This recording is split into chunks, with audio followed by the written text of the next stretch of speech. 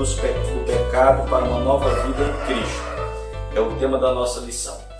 O texto áureo diz: mas Deus, que é riquíssimo em misericórdia, pelo seu muito amor com o que nos amou, estava nós ainda mortos em nossas ofensas, nos vivificou juntamente com Cristo. Verdade prática diz: por meio da maravilhosa graça divina fomos libertos do pecado, perdoados e salvos da condenação, e ainda recebemos o direito à vida eterna. É a verdade prática da nossa lição.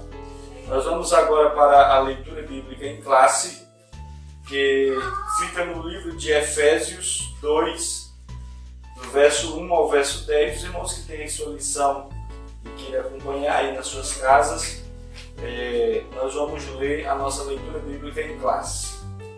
Que diz: nos vivificou estando vós mortos em ofensas e pecado, e em que no outro tempo andastes segundo o curso deste mundo, segundo o príncipe da potestade do ar, o espírito que agora opera nos filhos da desobediência, entre os quais todos nós também antes nos andávamos nos desejos da nossa carne, fazendo a vontade da carne e dos pensamentos.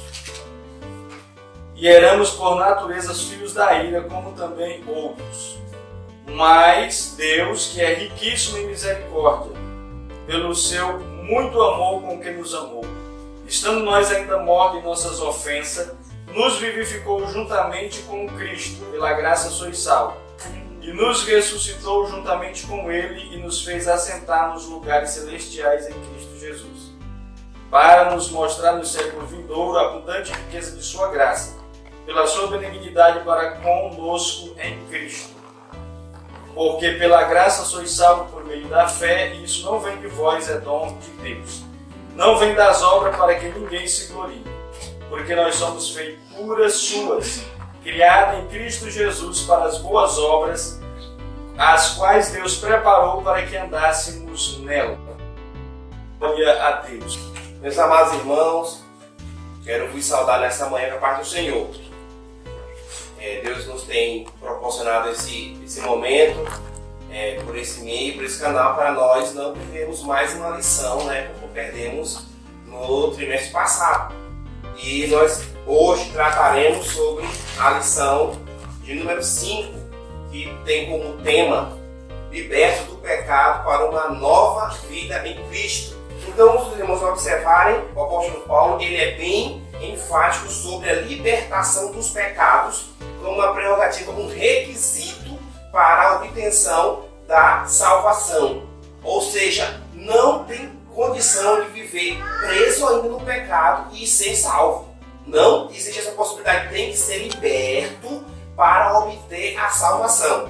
Então, quando ele trata com os Efésios, ele trata de uma forma amorosa, tratando sobre a salvação de uma forma bem ampla, porque a nossa vida não é só ir para a igreja, não é só ser crente na igreja. Ele vem detalhar a vida no cotidiano do crente para que ele possa ter certeza da sua salvação. Então, quando a gente vem detalhar no primeiro tópico, diz assim: a antiga natureza morta em ofensas e pecados. Aqui nós vamos entender aqui a diferença no original, no grego, qual a diferença entre ofensa e pecado. Então, ele trata aqui no início da epístola, lembrando que antes da regeneração estávamos mortos em ofensas e pecados e éramos por natureza filhos da ira. Quando a gente vai olhar regeneração, quer dizer poligenesia, quer dizer gerar de novo. Ou seja, antes de sermos gerados novamente, nós éramos mortos, estávamos mortos nos nossos pecados, nas nossas ofensas. Por que ofensa e por que pecado? Nós vamos entender aqui que há uma diferença. Porque a ofensa, todo mundo sabe que quando alguém fala alguma coisa para nós, aí a gente fica ofendido, Hoje está me ofendendo com essa palavra, com essa expressão. E aqui nós vamos entender para Deus o que significa a ofensa e o pecado, que é esse pecado normal que a gente peca todo dia, que não tem como, porque nós somos humanos ainda. Então, quando ele fala no primeiro tópico sobre a nossa condição anterior, Ele diz assim: e vos vivificou, estando vós mortos em ofensas e pecado. Veja só, diz o primeiro versículo, a palavra ofensa no grego, ele significa paraptoma, que tem sentido de um passo em falso de forma deliberada.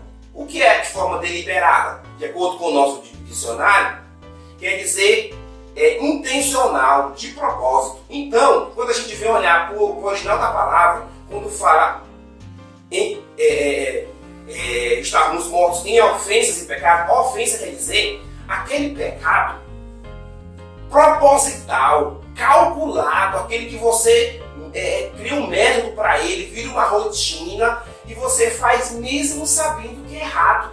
Esse pecado é o pecado chamado ofensa.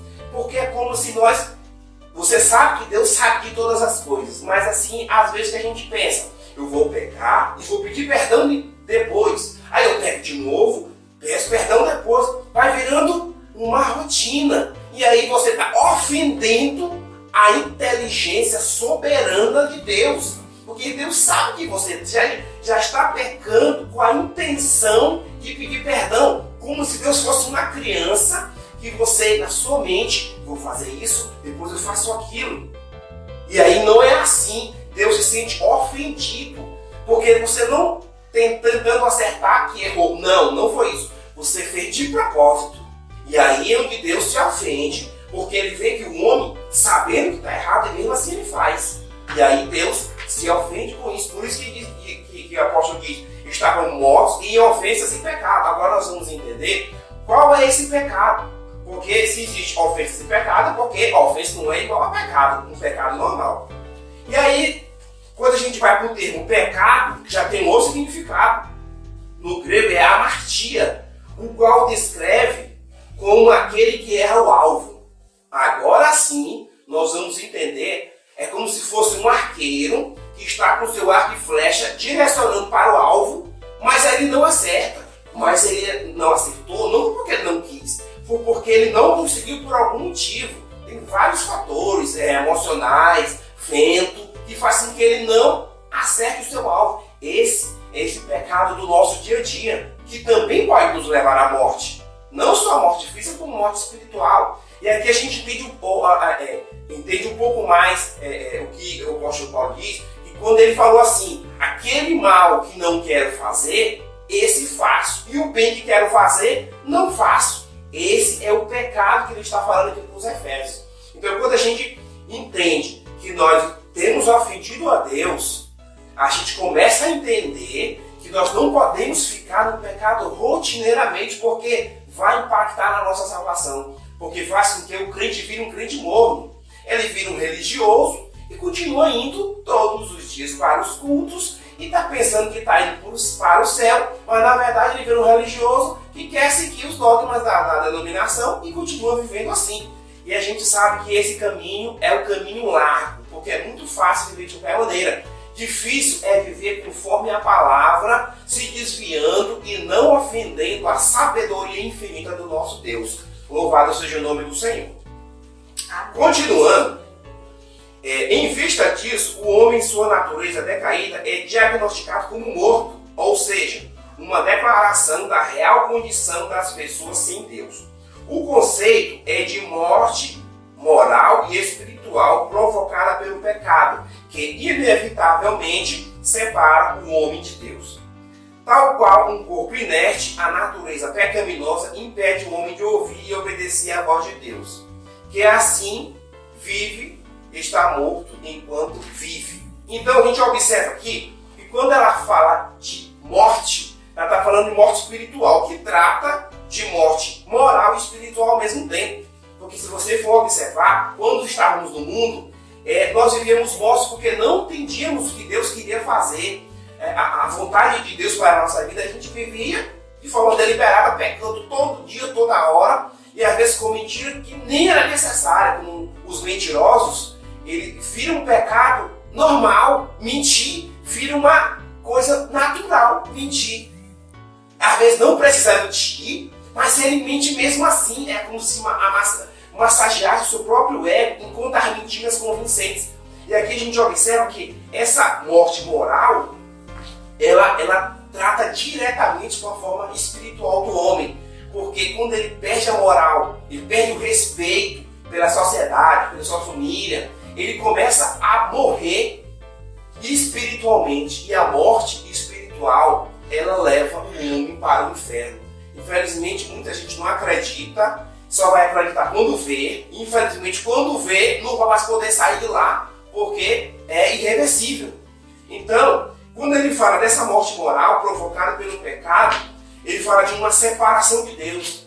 Essa é a pior morte, é a pior coisa que pode acontecer com o ser humano, é a separação eterna de Deus. Porque o sofrimento é a única coisa que vai caber ao homem como salário. Porque o salário do pecado é a morte. E nós sabemos que essa natureza nossa morta, ela não busca Deus. Ela, sozinha, ela não busca Deus.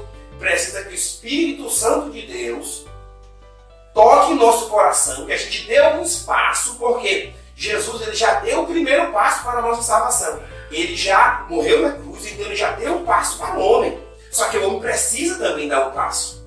Por isso que eu acredito que a salvação ela tem uma pequena parcela do homem. Porque Deus não vai obrigar ser humano nenhum a ser salvo. Não. Ele não obriga você a ir para o céu. Agora, se quiser ir para o céu, aí tem que seguir o que ele deixou nas Escrituras. E aqui a gente observa que muita gente está como vivo, mas na verdade está morto. Porque muitas pessoas, muitos de nós, acreditam que a vida religiosa, cotidiana, dará o direito de vida eterna. O que não é possível. Ser religioso é aquela pessoa que simplesmente dá o seu dízimo, dá a sua oferta e vai para os cultos quando dá, mas vive lá fora igual uma pessoa do mundo. É o chamado crente Raimundo. Aquele crente que ele se adapta, ele está em cima do muro. E o diabo, ele quer todos os crentes em cima do muro. Por ele, todos os crentes estavam em cima do muro. Porque quem está em cima do muro, ele puxa para o lado dele. E Jesus não. Pode ver que o céu, ele é feito de muro. Muro quer dizer o quê? Delimitação. Ou está do lado de dentro, ou está do lado de fora. Se os irmãos forem observar aqui, onde nós estamos, tem uma cerca elétrica. Quer dizer que não dá para ficar em cima do muro. É assim que é Jesus. Ou você é crente, vai para o céu, ou você vai viver em cima do muro e no dia que Jesus voltar, ou você morrer, infelizmente você não terá parte na eternidade com Jesus. Segundo tópico, diz assim: nossas ofensas e pecados. A má conduta em que noutro tempo andastes é descrita por Paulo por meio de uma metáfora do ato de andar. Aí você pode me perguntar, o que é uma metáfora? Não consigo entender. Metáfora é uma figura de linguagem que produz um sentido figurado por meio de uma comparação. Não é que a gente andasse como se pecado fosse uma rua, não. É as nossas ações, é o nosso dia a dia, é o nosso cotidiano. É isso que ele está tentando falar. Andaste nas nossas ofensas, nos nossos pecados rotineiramente, pecados muitas vezes, não esse pecado como fala aqui a amartia, mas pecados para a morte. Pecados que se você não chegar para o seu pastor, para o seu líder confessar, como diz a Bíblia, procurar os irmãos para confessar, você vai viver a vida todo dia pensando que está indo para o céu. 50 anos de crente, no dia que morre, Hades. Fecha o olho aqui e abre o olho no Hades. Então, é muito importante entendermos essas metáforas, entendermos o que Jesus quer falando conosco através da sua palavra. Diz assim, continuando, refere-se às atitudes erradas adotadas na vida passada do salvo antes da regeneração. Então é a vida passada, aquela vida que a gente tinha lá fora, que muitas vezes ela traz as lembranças, e aí essa pessoa fica lembrando, puxa, era tão bom quando eu fazia isso, mas agora eu não posso fazer. É como se Jesus tivesse colocado assim uma prisão, não pode fazer, e na verdade não é isso. Nós temos que reconhecer o nosso pecado e saber que é uma ofensa contra Deus. E aí eu não vou fazer porque está ofendendo ao meu dono, porque nós somos comprados. Quando alguém compra alguma coisa, ele é o dono daquela coisa. E Jesus comprou. Ele nos comprou na cruz do Calvário. Então hoje você não é dono mais de si. Jesus é o seu dono. E como o seu dono, ele estipula algumas regras para você viver aqui no mundo.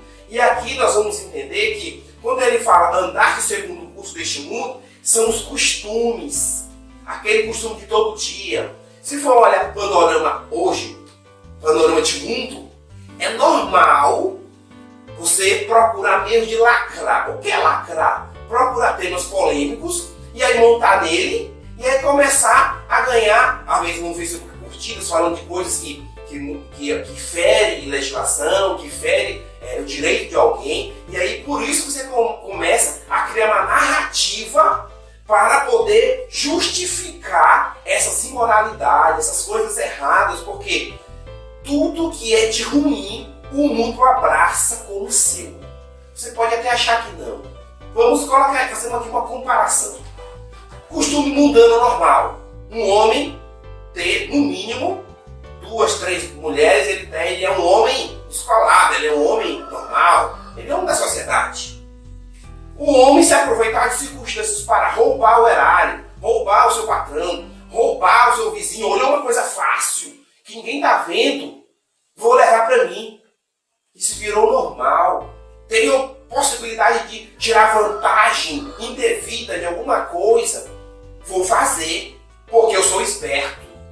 E aqui a gente observa que isso aqui tudinho são frutos deste costume que quando Paulo fala andaste no pecado, andaste no costume desse mundo. E aqui a gente observa que quando o crente salvo muda de vida, quando ele se torna uma nova criatura, ele sente o quê? Vergonha de tudo que ele fazia lá atrás, no passado. Aquele que bebia, que fazia confusão, que queria bater na mulher, que queria fazer confusão com os outros, corria de facão atrás dos outros, roubava, mentia, assaltava. Ele sente vergonha da sua condição. E aí o Espírito Santo trata na vida desse cristão e faz com que ele tenha os frutos agora do Espírito, não mais as obras da carne. E aqui a gente observa que isso só acontece quando o crente dá lugar. Não adianta. Como diz lá em Apocalipse, Jesus está do lado de fora batendo, né? Mas tem gente que pensa que quando fala ali, que é Jesus do lado de fora, lá no mundo. Na verdade, não. Jesus estava batendo na porta de uma igreja. E quem somos nós? Igreja. Jesus muitas vezes está batendo do lado de fora da sua casa, do seu coração, e você simplesmente não abre, não deixa ele operar na sua vida.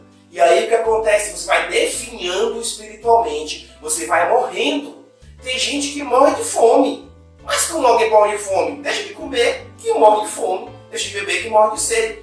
Se você não busca a palavra, se você não busca se congregar, se você não busca oração, nem busca viver conforme a palavra, sinto muito. Ou você está morrendo, ou você já está morto.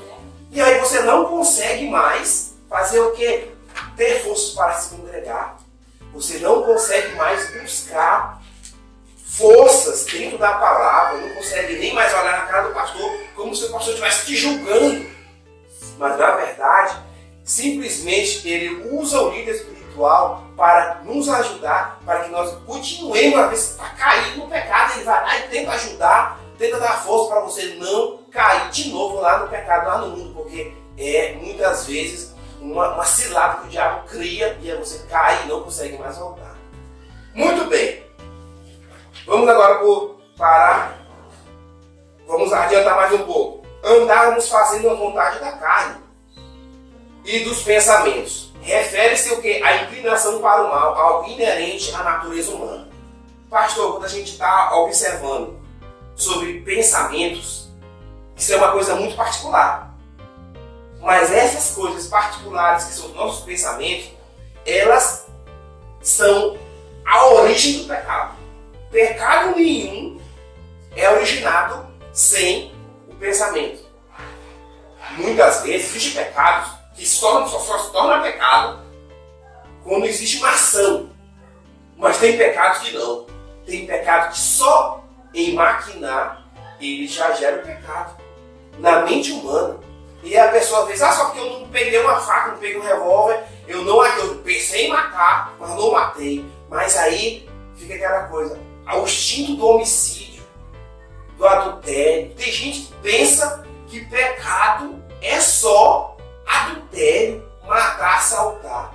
pensa que caluniar não é pecado, mentir, orgulho, amados, se nós formos observar, Lúcifer, ele não adulterou, ele não matou, não assaltou ninguém. Ele fez o quê? Ele se orgulhou e quis ter o lugar de Deus. Ou seja, é uma coisa normal hoje alguém querer puxar o tapete do outro e querer ficar no lugar. Então a gente observa que esses pecados que muitas vezes é considerado pecadinho pequeno, não, e tá levando muita gente para o inferno. Está levando muita gente para a perdição, para o caminho largo. Muitas vezes a pessoa até muda de denominação porque a denominação fala muito de pecado. Então eu vou para ali que lá não fala, lá é só louvor. Amados, estejamos atentos. Jesus está voltando e a circunstância que ele nos encontrar é que vai definir se vamos para o céu ou se vamos para o inferno. Vamos continuar. No segundo tópico, nós temos vivificados pela graça. Se você tiver a lição, acompanha aí. Vivificados pela graça. Por ato de bondade e misericórdia, estando nós ainda mortos em pecados, Deus imensamente nos amou e por isso nos vivificou por meio de sua graça. Aqui nós observamos que Deus, ele usa da sua bondade e da sua misericórdia, que não é uma misericórdia normal. Não. É uma misericórdia que nós não conseguimos nem entender, porque no nosso psicológico, paciência tem um limite, misericórdia tem um limite. E para Jesus não, ele tem uma misericórdia infinita. Ele sempre vai querer nos salvar, mas ele não vai nos obrigar a ser salvos. Ele vai sempre deixar que nós venhamos escolher a salvação ou a perdição. Amém? Então, esse subtópico, ele tem mais 3 tópicos dentro dele que diz: alcançados pela misericórdia e pelo amor divino. Após constatar a situação da humanidade sob a ira de Deus, Paulo passa a descrever os atos divinos de amor e de misericórdia que alteraram o quadro caótico da raça humana. Então, Deus, na sua presciência, observando que o homem não teria chance nenhuma de salvação, antes da fundação do mundo, na sua presciência e onisciência, ele sabia que o caminho que o homem tomaria seria o caminho do pecado. E seria irreversível. Então ele usa do seu amor, da sua misericórdia, e aí dá uma missão para o seu filho Jesus de morrer na cruz por nós. Por quê? Porque nós não tínhamos, de forma alguma, em nossas obras, podia ser a melhor pessoa do mundo, a pessoa mais caridosa, a pessoa mais amiga, não tinha condição de ser salvo, porque o pecado está inerente à nossa natureza. É natural do homem ter uma inclinação para o mal, uns mais e outros menos, mas é natural o homem procurar as coisas erradas. As obras das trevas são muito mais procuradas do que as obras da luz. Então, na carta aos Efésios, ele nos ensina que, ao prover à humanidade um meio de escape da imerecida ira, Deus não se mostra apenas misericordioso, mas abundante em misericórdia. Ou seja, aqui é algo estratosférico. Não é essa misericórdia que você tem do seu amigo que erra com você, do seu filho com sua esposa. Eu vou perdoar. Não. É muito mais do que isso. É muito mais. É um amor infinito que João não conseguiu nem descrever em sua carta. Então, a gente entende que quando nós estávamos mortos, o amor de Deus proporcionou em nós vida abundante. Quando ele derrama seu sangue na cruz do Calvário, ele demonstra o seu amor muito além do que a humanidade consegue entender. No segundo tópico diz: vivificados por sua graça. Descrevendo as dádivas divinamente concedidas aos salvos, o apóstolo enfatiza que o amor de Deus nos alcançou estando nós ainda mortos em nossas ofensas. Isso significa que não éramos merecedores desse amor, mas que mesmo assim Deus nos vivificou juntamente com Cristo. Aquilo quer dizer o quê? Que nós não tínhamos condição alguma porque estávamos mortos. E morto faz o quê? Alguém sabe o que o morto faz? Nada.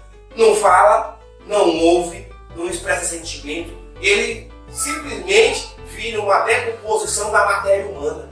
Essa era a nossa condição espiritual. Nós, por nós mesmos, não teríamos condições nenhuma, nem de fazer uma oração que Deus pudesse ouvir, porque estávamos atolados no pecado como se fosse algo normal, algo natural. E aqui ele fala que nos vivificou antes mesmo de nós reconhecermos o nosso pecado. Veja só que aqui Jesus demonstra que ele desde os primórdios, desde antes da criação da humanidade, ele já deu o passo para que o homem tivesse a oportunidade de ser salvo. Ele fez com que o homem entendesse que ele já tinha feito a sua parte, que é a parte mais difícil. Porque se nós precisássemos morrer para ser salvos, muita gente teria medo. Não, não vou morrer não, porque a vida é muito boa, sou rico, tenho posses. E muitas vezes o homem morre espiritualmente e morre fisicamente por não buscar as respostas certas dentro da palavra. No terceiro subtópico diz assim: exaltados por sua graça. O apóstolo dos gentios ainda destaca que o poder de Deus nos ressuscitou juntamente com ele e nos fez assentar nos lugares celestiais em Cristo. Observe que a palavra juntamente indica que Deus concede ao homem os mesmos benefícios alcançados por Cristo. Quais são? A ressurreição, a vida eterna e o galardão dos céus. Amados, vamos observar aqui, quando fala exaltados por sua graça, demonstra que quando Deus nos adota como filhos, ele dá a nós os mesmos direitos de uma adoção hoje na nossa legislação.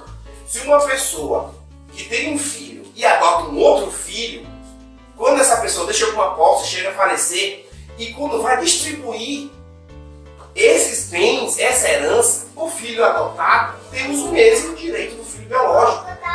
Ou seja, toda a herança vai ser partida de forma igual, porque quando a pessoa adota, ela dá o seu nome. E esse dá o seu nome, dá o sobrenome, quer dizer, dá uma identidade.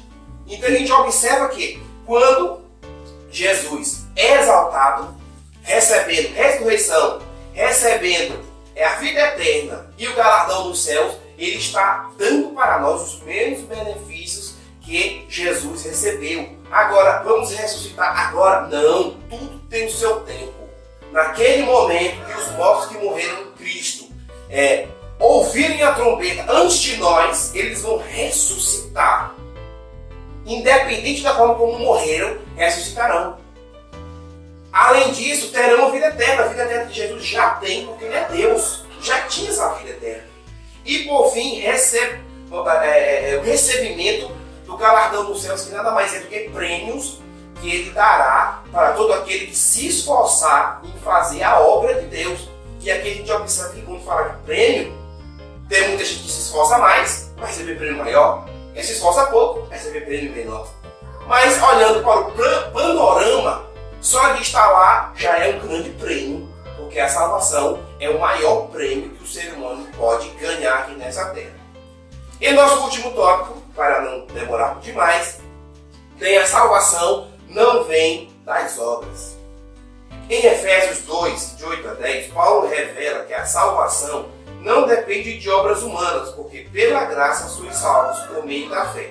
Porém, uma vez salvo, o crente deve praticar as boas obras. Amados, em Efésios 2, o apóstolo Paulo, de forma bem clara, ele fala para os Efésios e fala para nós hoje que nada que nós façamos de bom nessa terra pode influenciar a nossa salvação.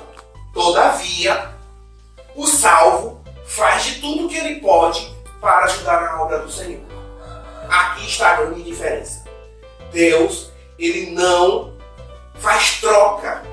Deus não troca a sua boa vontade pela salvação, pela nossa salvação, não. Porque se nós formos observar, só as pessoas que têm posse, ou tinham posse, que poderiam fazer o bem para alguém, ajudar de alguma forma. O pobre que precisa ser ajudado não teria salvação, porque ele não teria condição de ajudar ninguém. E aqui a gente observa que Deus, fazendo isso, ele igualou, ele deixou o ser humano de uma forma igualitária na obtenção da salvação. Por quê? Para ser salvo, precisa se arrepender dos seus pecados. Não precisa pagar. Pobre ou rico consegue. Precisa deixar o seu pecado. Isso aí não precisa pagar. Qualquer um consegue fazer. E precisa viver conforme a palavra. Não precisa pagar. Isso aqui está dentro da palavra. Qualquer um de nós consegue fazer. Ah, mas não é fácil. Se fosse fácil, qualquer um conseguiria. Mas só porque não é fácil, eu vou deixar de fazer? Não. Não é assim. Eu tenho que lutar com todas as minhas forças para fazer a obra de Deus, mas sabendo que não é por essas obras que eu serei salvo, porque a salvação é por meio da fé. E aqui eu quero abrir um parêntese, eu quero clarear um pouco, porque muitos irmãos, muitas vezes não têm um conhecimento mais aprofundado e acreditam que, em outras teorias da salvação, que uma vez salvo, a pessoa está salva para sempre. E aqui muitas vezes deixa o crente um pouco confortável, né? Deixa confortável, porque ele imagina, se eu fui lá na frente, aceitei a Jesus, já conheço um pouco da doutrina do dízimo, dou meu dízimo, dou minha oferta, me congrego, eu posso tomar minha cervejinha, eu posso de vez em quando dar uma escapulida, eu posso, porque eu sou salvo. Então de alguma forma, em algum momento eu vou me arrepender e Deus vai me salvar. Porque eu sou eleito. Não, eu sou eleito. E a Bíblia vai procurar um monte de texto para justificar a sua salvação incondicional. Fui lá na frente de Jesus, estou salvo. Amados, não é bem assim. Porque se fosse assim, a gente iria lá para os últimos versículos, quando Jesus fala a cada carta através de Paulo, através de João, ele diz que ao que vencer, aquele que chegar até o fim, aquele que permanecer firme, esse verá o reino do céu, esse ganhará os galardões, ganhará os prêmios. Então, amados, querendo ou não, a salvação é condicional. Ela depende que você se esforce. O céu é tomado por esforço. Não é simplesmente você ir lá na frente, aceitar a Jesus, às vezes, muitas vezes, só pela emoção, mas não quer mudar de vida. Não, eu sou crente, mas eu quero viver do mesmo jeito que eu vivia até algumas horas atrás. Amados, a salvação é por meio da fé. E essa fé, ela precisa ser desenvolvida. A fé salvífica, ela produz em nós alguns frutos. Frutos esses que são necessários para uma vida cristã saudável. Porque se você simplesmente aceitar Jesus e quiser viver de qualquer maneira, sinto muito, você vai virar apenas mais um religioso que está pensando que vai para o céu e não vai. Muito bem, no primeiro tópico desse subtópico diz assim: graça como meio de salvação. A salvação inclui a libertação da morte, da escravidão do pecado e da ira vindoura. Ao mesmo tempo, permite ao salvo desfrutar de todas as bênçãos espirituais descritas em Efésios 2. Então, a salvação, ela inclui a libertação da morte, da escravidão. Mas você pode pensar, mas eu não sou escravo, amados. Se nós vamos pegar a escravidão de forma genérica, qualquer pessoa que não consegue parar de fazer alguma coisa que para si traz algum mal, ela é escrava. Ah, mas eu não sou escravo dos ídolos.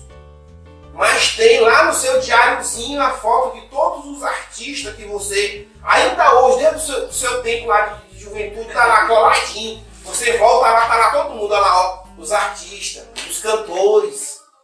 Ah, eu nunca consegui parar de fumar, mas eu sou crente. Eu tenho esse vício, mas eu sou crente, eu vou para a igreja. Eu tenho minha mulherzinha lá fora, mas eu sou crente. Não, eu sou crente.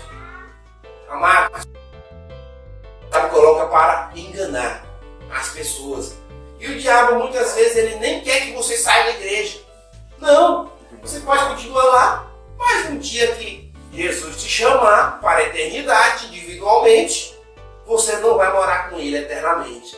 E aí você vai perceber que você foi enganado. Eu não vou nem poder dizer que o pastor não lhe avisou, porque você faltava estudo de doutrina. Infelizmente, são coisas que a gente tem que falar porque é a verdade.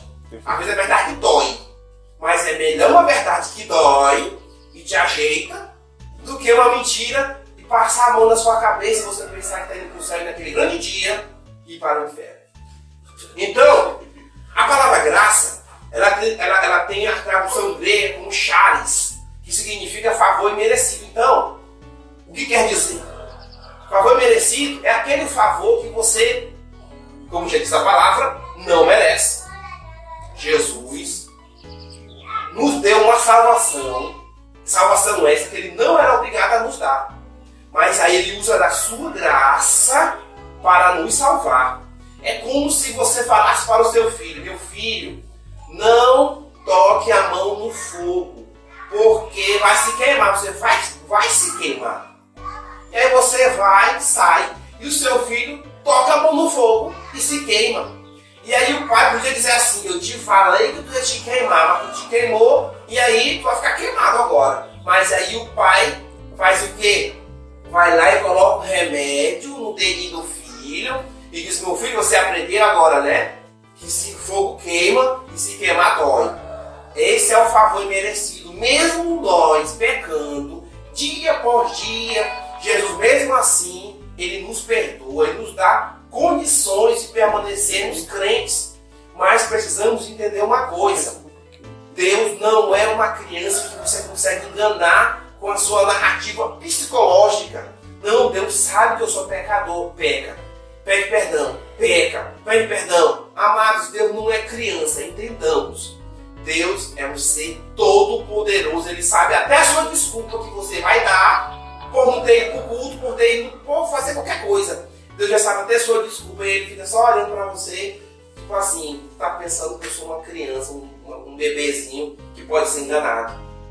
E aí Jesus, ele te dá a chance de novo. E aí muitas vezes você perde as esperanças, perde a chance, e aí muitas vezes até cai e não consegue mais voltar. Então, amados, para finalizar, as obras como evidência da salvação. Aqui Paulo usa duas negações para endossar a origem da salvação. Primeiro, a primeira expressão ele diz: isso não vem de vós, trata da salvação pela graça que provém de Deus. A segunda ratifica que a salvação não vem das obras. Então, ele diz primeiro que isso não vem de vós, e depois diz que não vem das obras. Então ele deixa bem claro aqui: se você tem obra e não tem fé salvífica, você não tem salvação. Mas se você tem fé, você tem obra. Então aqui está muito claro.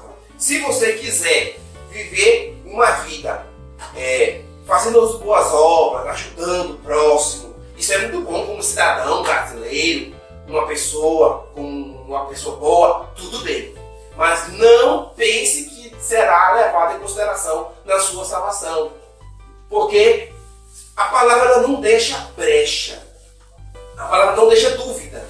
Não vem de vós, é dom de Deus, é pela fé. Então precisamos ter fé para ser salvos. Tendo a fé, essa fé vai produzir frutos em nós, que vai fazer com que nós venhamos viver uma vida reta diante de Deus. Aí sim, as nossas obras de luz, farão que o mundo veja Cristo em nós. Aí sim nós estaremos vivendo a palavra no nosso cotidiano.